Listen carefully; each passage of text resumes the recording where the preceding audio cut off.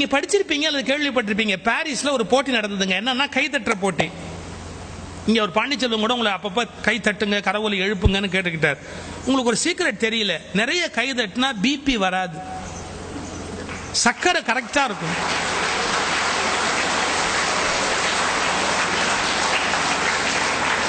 ஒரு 5 வருஷம் ஆயுள் ஜாஸ்தி ஆகும். அதனால ரொம்ப வருஷம் வாழணும்னு நினைக்கிறவங்க கை தட்டுங்க. ஆனா இப்ப போலாம் நினைக்கிறவங்க விட்டுருங்க.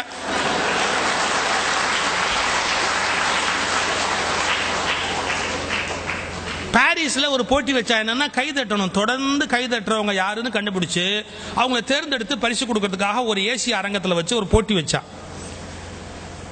அந்த லைட் ஆஃப் பண்ணிருப்பான், அவங்க கை தட்டிக்கிட்டே இருப்பாங்க. மேலே இருந்து அந்த ஃபோக்கஸ் லைட் சுத்திக்கிட்டே இருக்கும். யார் ரொம்ப நேரம் தட்டுறாங்களோ அவங்க மேல வந்து நின்றுடும். அவங்கவுங்க ஒரு எல்லைக்கு அப்புறம் முடியல. 5 மணி நேரம் தொடர்ந்து கரவொலி கேட்ட இடத்துல வந்து அந்த லைட் நின்று போச்சு. அப்படியே 5 மணி நேரமா அந்த லைட் அங்கேயே அந்த இடத்துக்கு வந்து நின்னதுக்கு அப்புறமா அவங்கள எந்திரிச்சு வர சொல்லி சொல்றா, வாங்க உங்களுக்கு நான் பரிசு காத்திருக்கிறது அப்படின்னு. பெரிய ஆச்சரியம் என்னன்னா, ஒரு ஆள் எந்திரிக்கல, 2 பேர் எந்திரிச்சா. என்னடா 2 பேர் எந்திரிக்கிறானே அப்படின்னு பார்த்தா, அதை விட பெரிய ஆச்சரியம், ஒருத்தனுக்கு வலது கை இல்லை, ஒருத்தனுக்கு இடது கை இல்லை.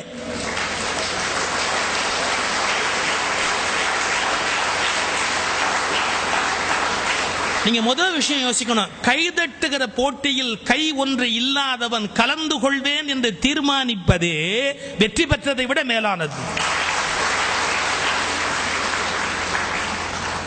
இதெல்லாம் கை தட்டுறவங்க நடத்துற போட்டி பாங்க. நம்ம ஏன்பா போனோம்னு நினைக்காம, நமக்கு ஒரு கை தான் இருக்குன்னா நீ நானும் சேர்ந்து தட்டினா என்ன அப்படின்னு வலது கை இல்லாதவன் இடது கை இல்லாதவன் 2 பேரும் உட்கார்ந்து சேர்ந்து தட்டி இருக்கிறான். 5 மணி நேரத்துக்கு மேல அவன் தட்டி இருக்கிறான். அப்ப என்ன புரிஞ்சது? இந்த உலகத்தில் வலக்கை இன்றியும் வாழலாம், இடக்கை இன்றியும் வாழலாம், நம்பிக்கை இன்றி ஒரு நொடி கூட வாழ முடியாது.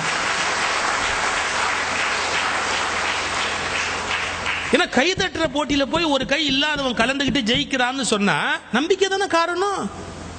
முடியும், நம்மால் வாழ முடியும் என்ற நம்பிக்கையோடு வாழ்க்கையை சந்திப்பதற்கு நாம தயாரா இருக்கணும்.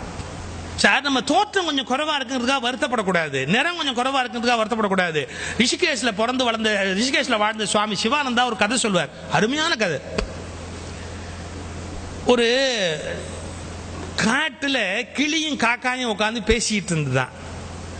அப்ப காக்காயை பார்த்து கிளி சொல்லிச்சான் ரொம்ப திமிரா, யூ டைரக்ட்லி காக்காய் தள்ளி உட்காரு.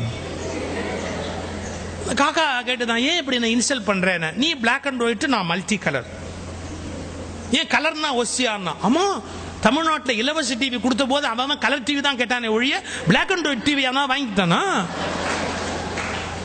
அதனால கலருக்கு தான் மரியாதை ஜாஸ்தி, பிளாக் அண்ட் ஒயிட்னா மரியாதை இல்லை அப்படின்னு காக்காயை சொன்னா, காக்கா சொல்லிச்சு, என்னமோ தெரியலப்பா, என்ன கடவுள் படைக்கும் போது கரண்ட் கட்டா போச்சோ என்னமோ, நான் கருப்பா போயிட்டேன், அது ஒரு பெரிய விஷயமா அப்படி பேசிக்கிட்டு இருக்குது காக்காயும் கிளியும்.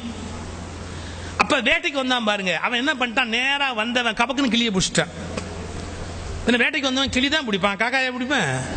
காக்கா பிடிக்கிறவன் ஊர்லயே பிடிக்கலாமே, காட்டுல போய் என்ன பிடிக்க வேண்டியிருக்க? ஆக்சுவலா தமிழ்ல காக்கா பிடிக்கிறதுங்கிற வார்த்தை கேட்டிருக்கீங்களே, அது எப்படி வந்ததுன்னு தெரியுமா? காக்கை பிடித்தல், வேற ஒண்ணும் இல்ல. ஒருத்தன் கால் கை பிடித்தாவது வாழ்க்கையில முன்னுக்கு வருது. கால் கை பிடித்தல், காக்கை பிடித்தல், காக்காய் பிடித்தல்னு போச்சு.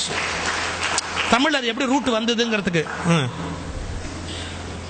இப்ப இந்த காக்காயை விட்டுட்டு கிளி அப்படியே லபக்குன்னு கிளியை பிடிச்சிட்டா. கிளியை பிடிச்ச உடனே நமக்கு என்ன தெரியுது? முதல் லெசன், அழகு எவ்வளவு அழகானதோ அவ்வளவு ஆபத்தானது.